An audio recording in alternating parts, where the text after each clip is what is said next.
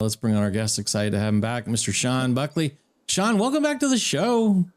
You know, I'm so glad to be back, and I enjoy listening to Alan before you bring me on. You know, I was thinking about that parable of Lazarus, who was all sick, and he would be laid at the front of this rich man's house.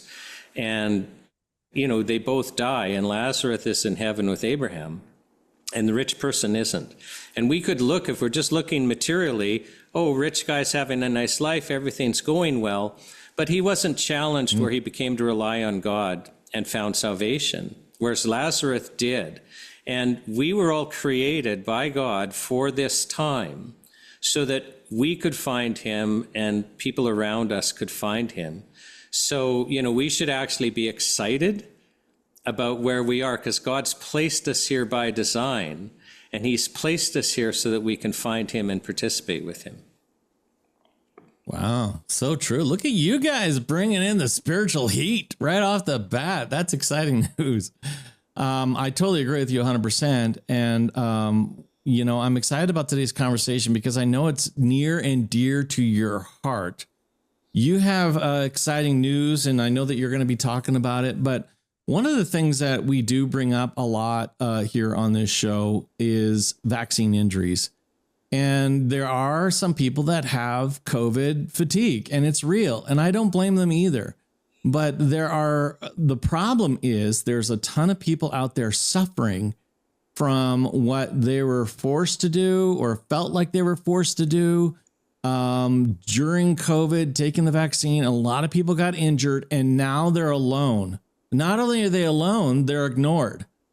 And I know that that's near and dear in your heart. We're going to have that conversation. I'm going to go ahead and give you the floor. Yeah, well, I mean, Corey, you've raised just something that's a precious point is, you know, we pushed this vaccine on people, and whether you agreed with it or didn't agree with it, that doesn't matter anymore.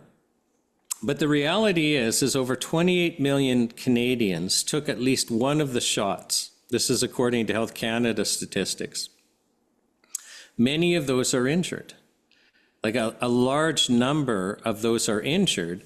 And here's where we're running into an ethical, spiritual problem, is because the system can't acknowledge that they're vaccine injured, they get gaslit. You know, when we called witnesses at the National Citizens Inquiry, we were shocked because they were describing, these are people that supported the vaccine, they were doing what they were supposed to do, and then when they were injured, they were being told that they're not injured by the vaccine, that it's in your head, get a psychiatrist. They were basically gaslit and, you know, treated as if they had leprosy, literally. And that was absolutely shocking. I mean, it's one thing to, I was going to say encourage, but really totally pressure everyone to take a medical intervention, but then not to be completely caring and loving to those then that are hurt by that intervention. That surprised me and shocked me. And there are so many people that are injured, and there are protocols to help, but people are suffering because we can't acknowledge, no, it's actually this. So let's solve the fact that your body's still making spike protein and damaging itself. Let's solve that. Let's understand the mechanism of what happened, and then let's help. You know, if I can just share with you a story that just happened this week. And I mean, I could also share that every time I turn around, somebody else close to me now has cancer. Like, I've never experienced anything like this before. But, you know, my wife is having a conversation with somebody in our circle and learns of this 13-year-old girl that has POTS. And that's where you can't regulate your blood pressure. This 13-year-old is basically fainting 30 times a day, so can't go to school anymore. Well, that is completely unheard of pre-vaccination, but it's now relatively common post-vaccination. Well, the parents and family have no idea that their daughter is vaccine injured, so they're not able to access that help, and they're not able to access protocols.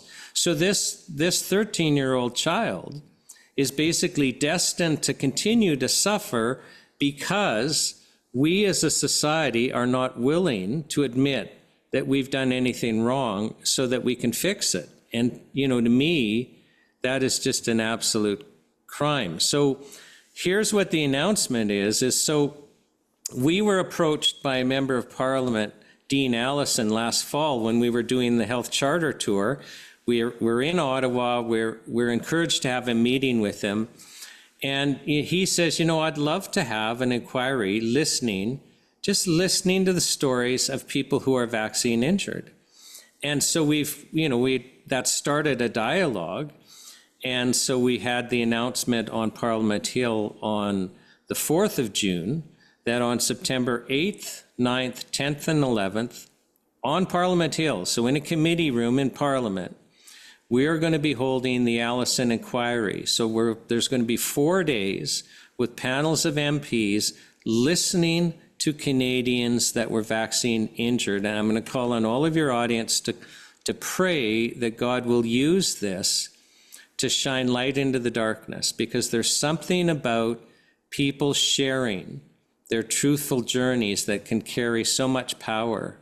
And so we're terribly excited. We're hoping it breaks the narrative, because for some reason in Canada, our government, there's been no, and this isn't an official government inquiry, but it's for the first time, basically our lawmakers being willing to sit on a panel and listen to Canadians that have been injured. And we're hoping that will give Canadians permission to start talking about this, and it will also give MPs permission to talk about this. This isn't a political thing. It's not a party thing. It's open to MPs from all parties, all persuasions. It's just, can we start a national dialogue where we are now free to actually tell each other the truth, have an honest dialogue, and then decide rationally, how now do we go forward? How do we care for the people that are injured? And the first step is acknowledging why they were injured so that the proper protocols can be accessed.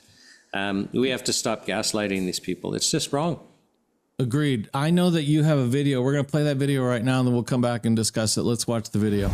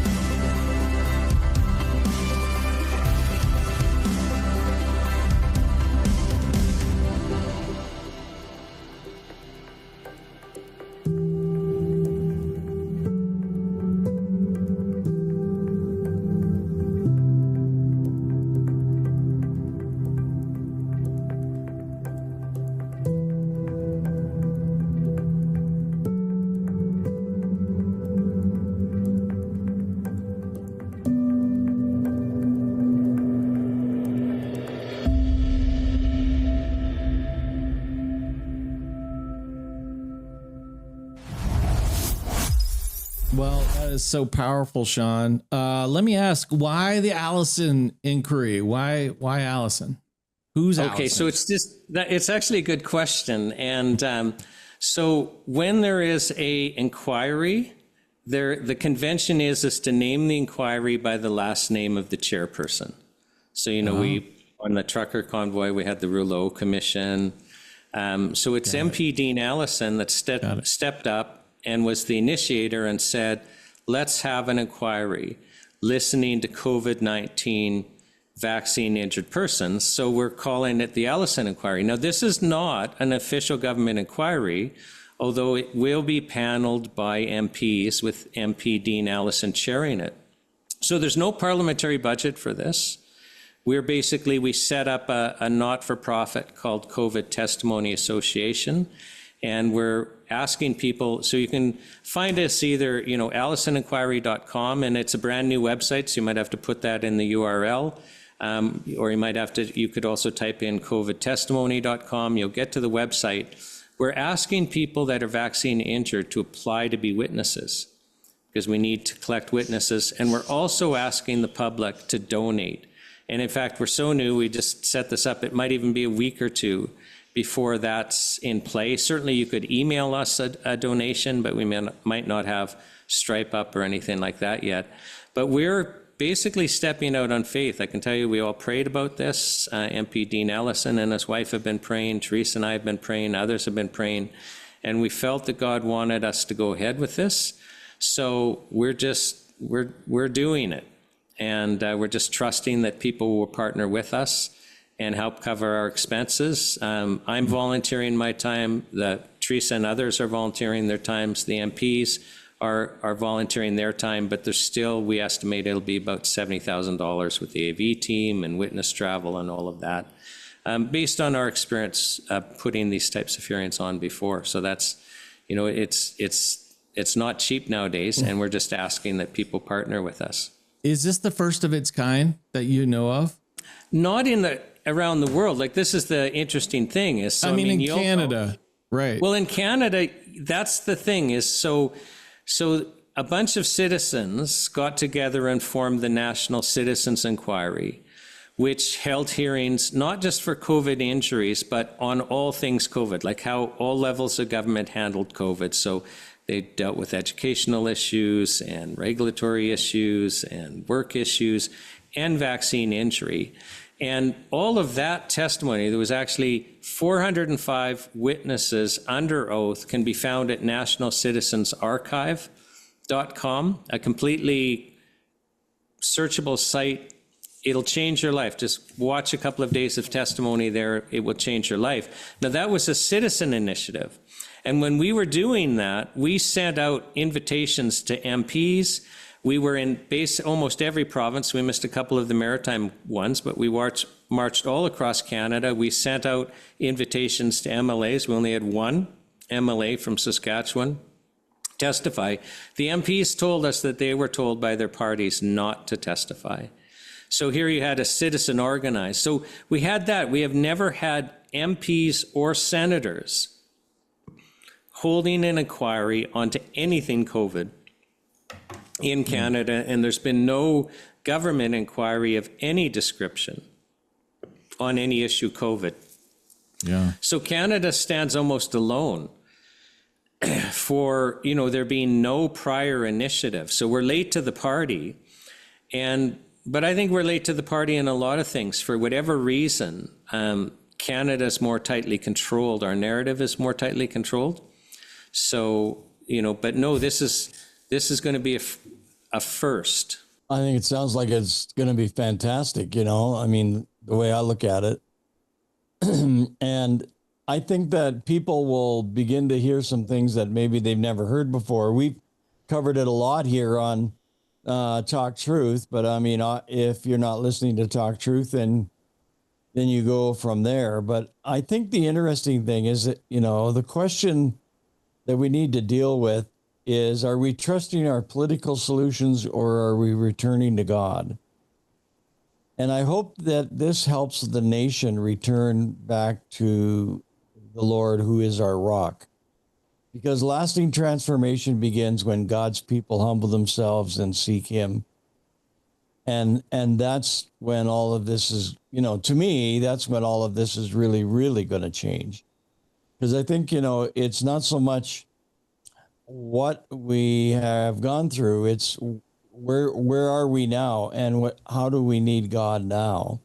And I think there's a lot of people that are suffering from disease and the repercussions of the vaccine shot that need the presence of the Lord and are relying, and the Lord is moving in very positive ways. It's exciting, isn't it? I know you've brought up in the past, that verse that, if God's people, so this is speaking to people that are believers, if they humble themselves and pray and, basically recommit themselves to God, there's a promise there that God will heal their land. And I think it's time for everyone to get super serious about committing to God, actually start praying for this nation. start praying that God would heal this nation. Because I agree with you, Ellen, it's exciting. And I think we're all being called to a new level of commitment. Amen. I'm excited about this, Shawn. This is a little step forward. I mean, it's a big step forward. It's not quite, Alan and I, we've had this conversation for 4 years, I think, with you. We wanted to see a little more involvement with the Canadian government. We want this to be, you know what I mean? Like, it has teeth, the government's listening, like kind of what some of the other countries are doing. Like, say our neighbors, to the south, in the US, they take a lot of time to do these kind of inquiries. I'm excited that we're on the path to it. It's not quite fully fulfilled yet. I think it will get there, because I really, Alan, I would like to see it have teeth.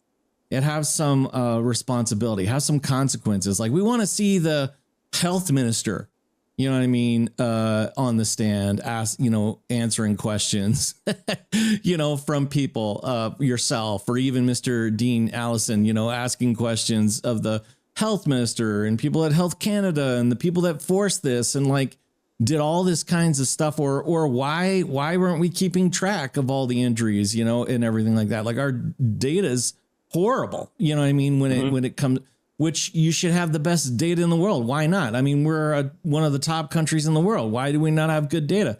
So I'd love to see it go a little further. Not that I'm I don't want to take the air out of the balloon. I'm excited for this, but ultimately, I think you're on the right track. Is that kind of where you'd like to see it go to in the future? Well, I'm in God's hands, because he's the one that reveals truth, because he is truth. And who knows how he's going to decide to do that? I mean, what each of us is to do is just, if he's asking us to participate in something that he's doing, we're just supposed to do that. So we feel that God is asking us to participate in having Canadians have this forum, to have the freedom to share their injuries. And we're excited about what God's going to do about it. Yeah. Please pray with us that it will be God that speaks through the witnesses, that this will all be about glorifying him, and that basically he will use this to shine light into the darkness. But, we all know he can expose exactly what's going on when he chooses, how he chooses. And I know I'm praying that he will bring truth to Canada, that he will reveal, there's that part of the scripture that what's done in secret will be shouted from the rooftops. Yeah. Actually, Teresa and I prayed that this morning. We were led to pray about, that for Canada, that what's hidden in the darkness will be shouted from the rooftops. So, I think it's an exciting time. I don't want to take anything away from it. I'm excited for it. I think this is step one. Step one is allowing those that have been injured to have a voice, to be able to tell their story, for people to be able to hear what happened to them and their experience. I think the other part of helping those that were injured, though, is to get the answers. They have questions and they want answers. And I think I know from the past, you've invited, I think you have an open invitation to everybody to come to the table to have the conversation. Nobody on that side that was in charge of, forcing the vaccines on people that I know of has come to the table to answer questions. That's the next step. I'd love to be able to help those that have been injured to experience, because yes, telling their story, powerful. But also they got to be able to ask their questions and get answers to some of their questions. I think what's so important about this, Corey, is that the MPs need permission to be able to listen. The MPs need permission. They've been stopped until now.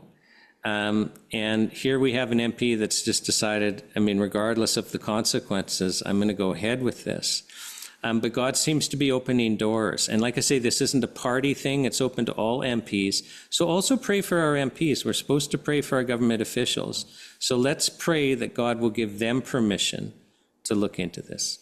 Yeah, and if they're willing, we'd love to have the MPs on. Mr. Dean Allison, you're welcome to come on Talk Show. We are so proud that you took that first step, that you're putting your name out there, your neck out there. I understand that's super difficult. And we're so proud of you here on Talk Truth that you're willing to do that. And we'd love to have you on, and any other MPs that want to come on and have the conversation. I think it's out there. So let's just have the conversation. So, Shawn, can you give us the dates again? Yeah, so the dates are September 8th, 9th, 10th, and 11th. It will be on Parliament Hill in a committee room. So it's not open to the public, but we will be live streaming. So just make sure that you put that in your calendar, and at AllisonInquiry.com or covidtestimony.com, we will be live streaming. It may be that CPAC will live stream it. We're still going to be having those discussions. We need first your prayer support. We need, if God's leading you to help support us financially, definitely invite that, especially early on. It's always it's always nail biter at first. And if you know somebody or you yourself are vaccine injured, please apply to be a witness. We've only got 4 days, but who knows? Everything happens for a reason. So, we're not saying that people that don't get into this one, we're not saying. What happened with the National Citizens Inquiry is, you'd have a set of hearings of 3 days, and everyone that participated was changed.